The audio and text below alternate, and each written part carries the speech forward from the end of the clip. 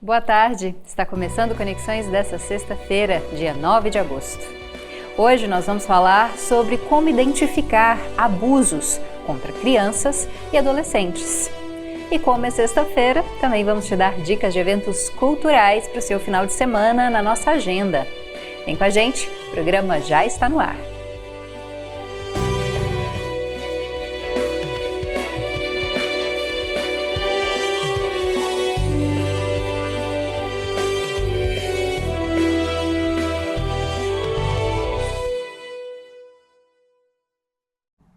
Seja bem-vinda e bem-vindo você que nos assiste ao vivo pela TV UFG ou que nos acompanha em qualquer dia e horário no canal da TV no YouTube. Eu sou a Camila Maia, uma mulher cis, de pele clara, com cabelos escuros, longos e lisos, olhos também escuros. E ao meu lado esquerdo está o professor Diego Barbosa, que faz a interpretação para Libras aqui no estúdio. O professor se identifica como um homem de pele clara, com cabelos e olhos castanhos e barba cheia. Nós dois estamos de pé. Atrás de nós está o cenário do Conexões, em tons de azul claro, cinza e vermelho, e com uma tela bem no centro, entre os dois apresentadores. Nela está o nome e a logo do programa. Bom, nós vamos começar com o nosso giro de notícias. E a primeira informação é sobre uma polêmica aqui da América Latina. O governo da Nicarágua expulsou o diplomata Breno da Costa, que é embaixador do Brasil em Manágua, a capital do país centro-americano. Essa expulsão aconteceu depois que ele não compareceu ao aniversário de 45 anos da Revolução Sandinista, o que irritou o governo do presidente Daniel Ortega. A cerimônia ocorreu no último dia 19 de julho. Em reação a essa decisão de Ortega, o Itamaraty resolveu expulsar a chefe da embaixada da Nicarágua no Brasil, a Fúvia Matos. Essa decisão foi tomada levando em conta o princípio da reciprocidade, que consiste em aplicar a outro país as mesmas regras aplicadas ao Brasil. O Ministério das Relações Exteriores informou que isso não representa uma ruptura das relações diplomáticas e que todos os serviços prestados à população brasileira que vive na Nicarágua estão mantidos. Nas relações internacionais, a expulsão de um embaixador é um gesto político que costuma expressar insatisfação. E agora falando sobre o cenário nacional, os prêmios em dinheiro que foram recebidos por atletas e para-atletas olímpicos, vencedores de eventos esportivos oficiais, passam a ser isentos de imposto de renda, com data retroativa a 24 de julho desse ano. Essa medida segue uma orientação já existente para medalhas, troféus e objetos comemorativos conquistados em competições internacionais. A isenção foi garantida por meio de medida provisória, publicada ontem, com efeito imediato. E essa polêmica toda provavelmente já deve ter chegado até você, já que você deve ter visto uma fake news, falando que o governo havia colocado essa taxa de imposto de renda sobre as medalhas. Na verdade, essa taxa já existia há muitos anos e agora ela deixa de existir. Então, deixa de existir a obrigatoriedade do pagamento de imposto de renda dessas premiações internacionais de atletas e para-atletas. Bom, e ontem o governo federal definiu a distribuição dos lucros do FGTS entre os trabalhadores com carteira assinada. No ano passado, o fundo registrou um lucro recorde de mais de 23 bilhões de reais. A Caixa Econômica Federal tem até o dia 31 desse mês para acreditar a parcela desses lucros do FGTS repartida entre os cotistas. O dinheiro é distribuído proporcionalmente ao saldo em cada conta em nome do trabalhador. Esse saldo é o referente ao dia 31 de dezembro do ano passado. O trabalhador pode verificar esse saldo do FGTS por meio do aplicativo. Quem não puder fazer a consulta pela internet deve ir a qualquer agência da Caixa e pedir o extrato no balcão de atendimento. Bom, e agora vamos falar sobre o mercado de trabalho. Segundo o IBGE, o comércio no Brasil precisou de mais de 3 anos para retomar o nível pré-pandemia de Covid-19. Naquele momento, a partir de 2020, a pandemia impôs restrições em todo o país, como isolamento social e também o fechamento de comércios. Isso provocou mudanças na atividade econômica ao longo dos últimos anos. Por outro lado, o comércio online alavancou vendas de muitas empresas. E para falar mais sobre essa situação, principalmente aqui no estado de Goiás, nós vamos conversar com Luiz Cláudio Ledra, que é presidente da ACIA, Associação Comercial e Industrial de Anápolis. Olá, muito obrigada pela sua presença, seja bem-vindo ao Conexões. Obrigado, Camila. Boa tarde, Diego. Tudo bem com vocês? Tudo bem. Peço que você primeiro se apresente para o nosso público cego e de baixa visão, fazendo uma rápida descrição física. Certinho, prazer. Eu sou Luiz Cláudio Ledra, sou branco, os olhos castanhos, cabelo castanho. Bom, para a gente começar, Luiz Cláudio, como é que está a situação aqui em Goiás? O que a gente pode falar sobre os empregos e também sobre o montante de vendas, né, do comércio nesse ano, 2024, 4 anos depois da pandemia, e só agora o Brasil está recuperando os índices, né, pré-Covid-19. O que acontece? Assim, o comércio de Anápolis é um comércio muito pujante, era muito pujante, né? E com a pandemia, a gente sofreu bastante queda. Então, muitas pessoas teve que se reinventar e se reorganizar. Então, foi onde apareceu a entrada do e-commerce e os deliveries. Então, isso nós fizemos com que a gente conseguisse retomar um pouco da perda que a gente teve na época da pandemia, né? E agora, com um período pós-pandêmico, a gente está conseguindo que também o mercado físico se retorne de uma forma mais satisfatória. Com isso, está gerando vários empregos e várias oportunidades na cidade de Anápolis. Bom, e para a gente entender um pouquinho do e-commerce que você falou, né? Foi possível manter empregos, foi possível até mesmo manter um certo nível de vendas durante aquele período em que não dava para abrir as lojas, né, abrir o comércio. E as pessoas, elas têm mantido esse interesse por comprar pela internet ou elas voltaram ao comércio de rua, ao comércio dos shoppings? Olha, eu até caracterizo que são dois públicos distintos, sabe? Eu falo que conseguiram sim manter as vendas, porque o e-commerce e o delivery principalmente, eu acho que o delivery é uma opção que tem crescente muito em todas as cidades. O e-commerce já é um pouco mais difícil, porque ele vem meio que mais cultural, pessoas que não gostam de comprar pela internet, né? Mas, assim, eu acho que foi muito bom essa entrada, que hoje o mercado está reagindo sim e está tendo ampliação de vários empregos, a empregabilidade está alta, graças a Anápolis mesmo, acho que bateu 6.000 contratações esse ano, então, assim, estamos crescendo, sim, graças a Deus. E o que é que você espera, Luiz, para os próximos meses? A gente já está se encaminhando aí para o final do ano, uma época de aumento de vendas, né? Tem Dia das Crianças, depois Natal, tem as Black Fridays, né? Que muitas empresas fazem e garantem descontos e aumento das vendas. Esse ano deve ser movimentado no setor do comércio aqui em Goiás e em Anápolis. A gente deve ter números melhores do que em 2023. Como é que vocês estão analisando esse cenário? Olha, eu acho que assim, a gente passou por uma fase de janeiro até abril meio nebulosa no mercado do comércio, certo? E agora o mercado está cada vez mais pujante, certo? Então, assim, voltou-se a girar, o comércio, a economia do país está aquecida, e eu acho que nesses próximos 5 meses que temos para finalizar o ano, tenho certeza que vai ser bem aquecido o mercado. Igual você falando, eu tenho essas partes das campanhas, Natal, Dia das Crianças. Então, assim, eu tenho uma posição muito positiva para o mercado de Anápolis e do Brasil. Para a gente finalizar, é um bom momento para quem está querendo voltar ao mercado de trabalho, se inserir no mercado de trabalho, às vezes até mudar de área, né? Esse momento geralmente oferece empregos temporários e podem gerar contratações futuras também, né? É um bom momento para as pessoas ficarem ligadas a vagas. Sim, com certeza. Tem muitas vagas no mercado sendo oferecidas. Temos a própria ampliação do DAIA, que vai vir aí com mais 144 áreas para ampliar.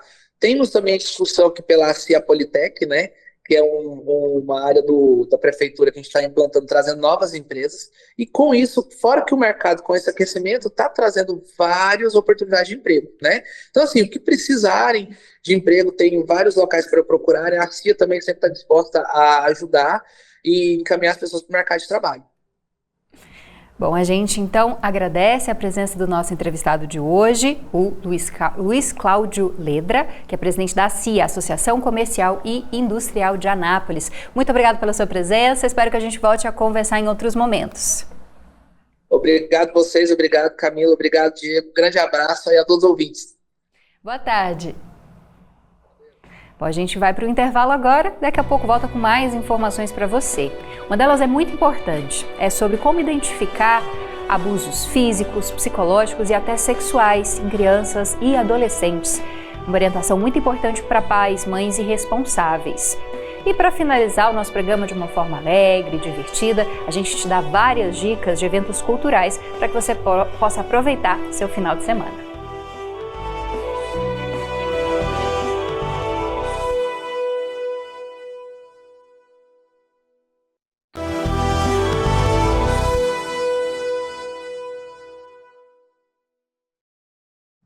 Estamos de volta com Conexões de hoje. Agora a gente tem uma boa notícia.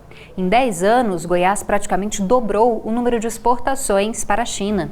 O estado é o terceiro maior vendedor de carnes para o país asiático e exportou mais de 3 bilhões de dólares para a China apenas na primeira metade desse ano. O valor é quase 2 vezes maior do que a quantidade exportada há 10 anos, que alcançou um índice de 1 bilhão e 800 mil dólares. Segundo dados da Secretaria Estadual de Indústria, a China é a principal parceira do estado de Goiás. E agora o assunto é o combate à violência. Segundo a Organização Mundial da Saúde, a OMS, mais de 200 milhões de crianças sofrem algum tipo de abuso.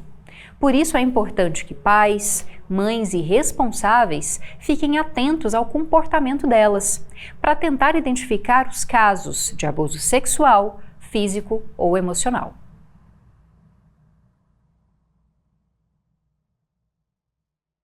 Geralmente, os 3 tipos de violência acontecem juntas. Os abusos físicos são mais fáceis de identificar visualmente, mas quando se trata de violências emocionais e sexuais, é preciso ficar atento aos pequenos sinais, como afirma Tatiana Goulart, psicóloga infantil. A gente percebe o abuso em formas de comportamento, um comportamento mais agressivo, uma ansiedade exacerbada, a criança começa a bater, a criança começa a morder, a criança começa a gritar. Então, toda mudança brusca de comportamento, se ela era muito tranquila e de repente ela começa a ficar muito agitada, muito nervosa, muito ansiosa e agressiva, isso já nos dá sinal que algo está acontecendo com a criança. A profissional deixa um alerta aos pais sobre formas de prevenção e identificação. No caso do abuso, os pais podem primeiramente ficarem bastante alertas, primeiro conhecer seu filho, né? Meu filho se comporta assim, quando ele está com raiva ele age assim, quando ele tem medo é assim que ele responde, quando ele se sente acuado ele responde assim. Então os pais precisam melhorar e desenvolver o diálogo com os filhos, para que quando acontecer alguma situação em que ele está em perigo ou alguma situação em que ele tem seu corpo tocado de maneira não autorizada, os pais também percebam. Os dados da ONU mostram que a cada 24 horas, 320 crianças e adolescentes são explorados sexualmente no Brasil. No entanto, esse número pode ser ainda maior, já que apenas 7 em cada 100 casos são denunciados. Não é necessário ter certeza antes de fazer a denúncia. Os órgãos responsáveis que farão toda a investigação. Emiliana Santos, assistente social, ressalta a importância da educação sexual, também como forma de prevenção. Converse com seus filhos, explique sobre o abuso. A educação sexual ela não se trata de reforçar o fato da criança ou adolescente fazerem atos, pelo contrário, a educação sexual, ela trabalha numa perspectiva de ensinar a criança a conhecer o seu corpo, entender que o corpo é dela e que ninguém pode tocar de forma indevida, porque se ela tiver essa conscientização, ela vai saber o momento em que alguém viola o corpo dela. Dessa forma, ela vai poder pedir ajuda. Dessa forma, ela vai poder se proteger também, por meio da informação.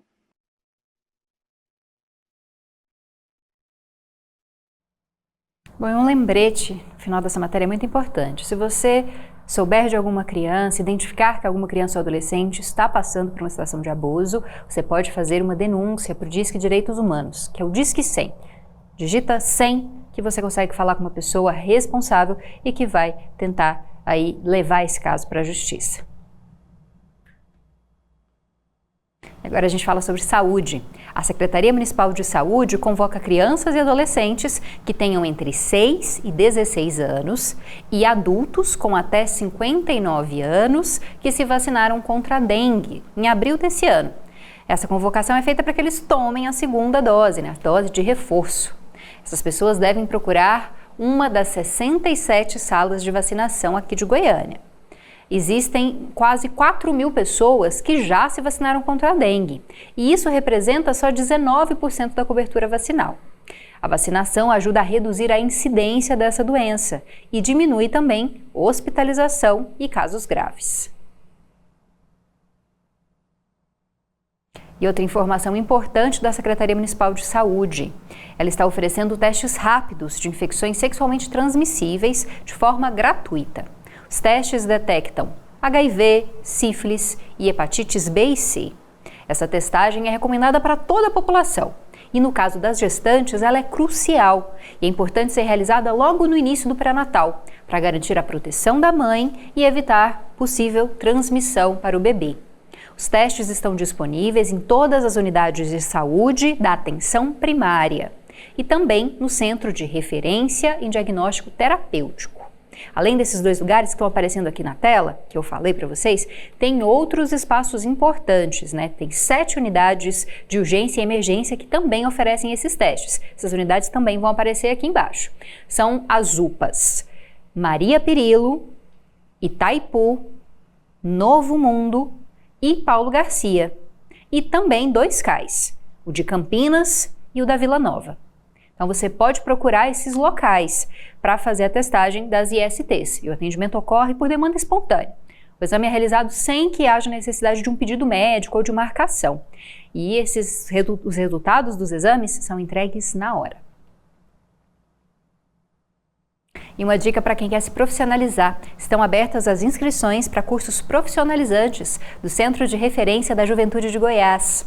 São mais de 300 oportunidades, divididas em cursos como violão, balé, jiu-jitsu, jazz acrobático, informática, capoeira e inglês. Todos eles são voltados para crianças, jovens e adultos. E as inscrições podem ser feitas presencialmente, lá na sede do Ponto de Cultura, até esse sábado, ou seja, até amanhã. Para mais informações, acesse o perfil do Instagram, que está aparecendo aqui embaixo, @pontodecultura_CRJ. Ponto de Cultura CRJ. Também tem um número que você pode ligar para ter mais informações, que é o 62 3932 3905. 3932 3905. Quem sabe você consegue uma vaga num desses cursos, e pode se profissionalizar. E para encerrar nosso programa de hoje, de sexta-feira, a gente tem uma agenda recheada de eventos bem bacanas para você.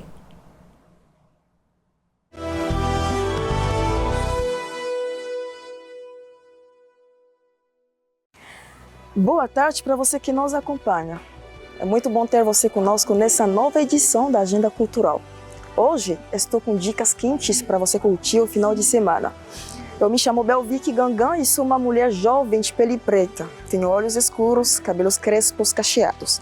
Sente-se confortavelmente e me acompanhe.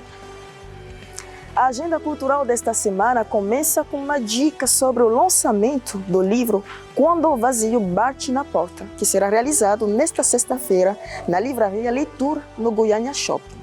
Os amantes de livros terão um momento único de troca sobre ressignificação e autodescoberta. O lançamento começa às 7 horas da noite e a entrada é gratuita. No sábado, o Teatro Sesc Centro recebe a partir das 11 horas da manhã Ostecrino Lacerda, que é poeta, compositor, escritor e folclorista goiano. Nessa ocasião, os participantes terão a chance de mergulhar no vasto universo do artista goiano. A entrada é gratuita, sem retirada de ingressos. Também no sábado, a partir de meio-dia, a cantora e compositora paraense Saba Moraes vai apresentar o show Piaf na varanda Sesc Centro. O espetáculo é uma homenagem intimista à cantora francesa no formato voz e violão e vai apresentar canções como La Vie en Rose e Non, je ne regrette rien. A classificação é livre e a entrada é gratuita, sem retirada de ingressos. E para mergulhar na história da cidade de Goiás, ainda neste sábado, o espetáculo Maria Grampinho desvenda os mistérios de Maria, uma mulher negra que viveu na cidade de Goiás e fez história perambulando pelas estreitas ruas de Pedras com uma inseparável trouxa na cabeça. A apresentação começa às 3 horas da tarde e o valor do ingresso é de R$ 21,00 a inteira. E lembre-se de separar o seu ingresso de maneira virtual ou física para apresentar na hora de entrar. E assim finalizamos mais uma edição da Agenda Cultural Acessível do Conexões. Agradecemos pela sua companhia e esperamos que se divirta. Gratidão e até logo.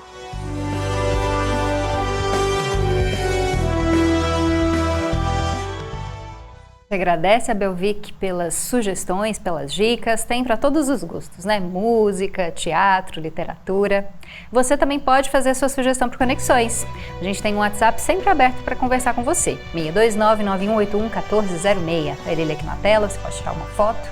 Além disso, a gente tem várias redes sociais. Você pode acompanhar todos os nossos conteúdos pelo Instagram, pelo Facebook, pelo YouTube, pelo TikTok. É só buscar por TV UFG. Eu e o professor Diego agradecemos a sua companhia ao longo de toda essa semana. Te convidamos a acompanhar o nosso programa de segunda a sexta-feira, sempre ao meio-dia, aqui na TV UFG. Conexões te deseja um ótimo final de semana. Te esperamos na segunda-feira de novo. Forte abraço, obrigada, até mais. Tchau, tchau.